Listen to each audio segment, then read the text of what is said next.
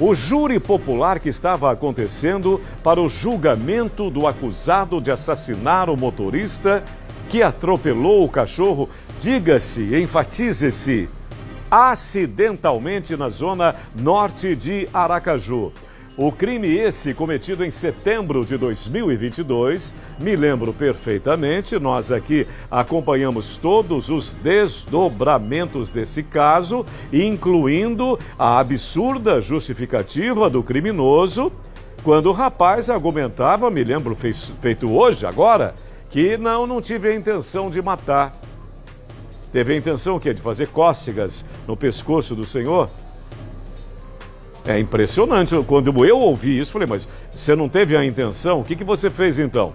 Bom, o julgamento terminou ontem, no fim da tarde, e o acusado foi condenado, inicialmente a 18 anos de prisão.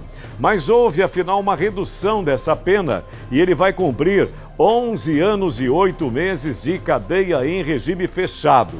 Depois, o júri popular, depois disso, nossa equipe falou com advogados da família do idoso, desse senhor que foi assassinado, e também com a defesa do agora condenado, do agora, podemos afirmar, criminoso. Foi uma situação realmente que até então eu não havia entendido, né? Por que razão aquele senhor naquela picape, ele acabou por atropelar o cão acidentalmente, não teve, evidentemente, a menor intenção para isso, e depois essa reação completamente desmedida, descontrolada, desequilibrada. Isso não precisaria ter acontecido dessa forma, em que pese o atropelamento do animal. Mas fazer justiça com as próprias mãos e dessa maneira injusta, aí não dá. Então balança aí. Foi um júri longo, um júri árduo, tanto pelo profissionalismo da defesa, quanto também pela acusação.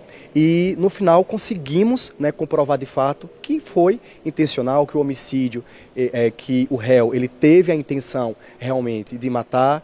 E no final das contas, o próprio tribunal do júri entendeu conforme a denúncia do Ministério Público e findou realmente por prover justiça e trazer justiça a toda a sociedade sergipana. O homicídio doloso, né, teve uma qualificadora aí e acabou que ele pegou 18 anos de prisão. Entretanto, após a dosimetria da pena, ele ficou em torno de 11 anos aí no regime fechado. Obviamente, cabe recurso pela parte da defesa, mas seguimos muito satisfeitos com toda a plenária, com todo o sistema que correu o processo. A defesa entende que realmente foi uma pena aplicada maior do que devida, então nesse momento a gente vai sim interpor um recurso de apelação, mas para a defesa, apesar de não ter sido a nossa tese principal, a gente sai daqui com uma grande vitória, porque esse homicídio privilegiado que foi reconhecida pelo Conselho de Sentença, ele faz com que o homicídio ele não seja hediondo e a progressão de regime do acusado e agora condenado, ele seja muito mais benéfico. Ele consegue progredir de regime com 25%.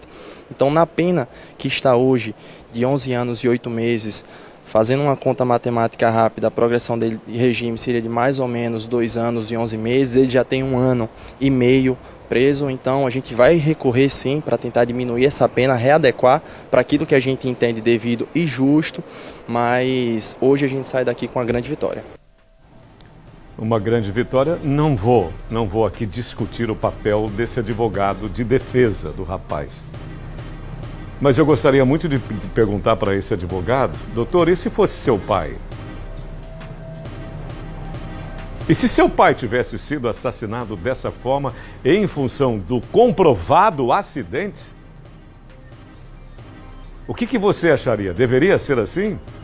Deveria haver essa progressão de pena que, no meu entendimento, isso é uma opinião minha, apenas minha, não deveria existir de forma alguma?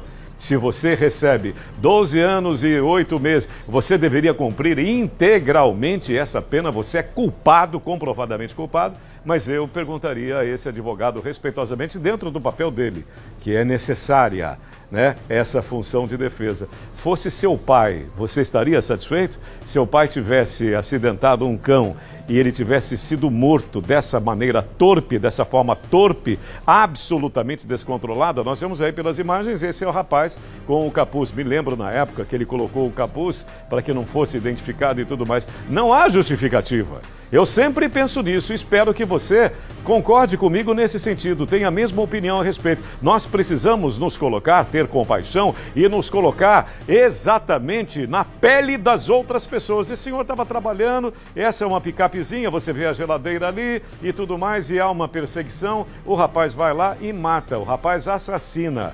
Ele esfaqueia esse senhor, esse idoso. Foi isso que aconteceu. E você tem que pagar. São as consequências do seu ato. E muitas das vezes eu me rebelo, porque no Brasil tem isso. Eu não consigo entender a tal da progressão de pena, redução de pena. Por quê? Afinal, se o crime foi cometido comprovadamente, e o júri, inclusive, demonstrou isso, eu não consigo entender. Me desculpe, mas eu não entendo e sou absolutamente contra.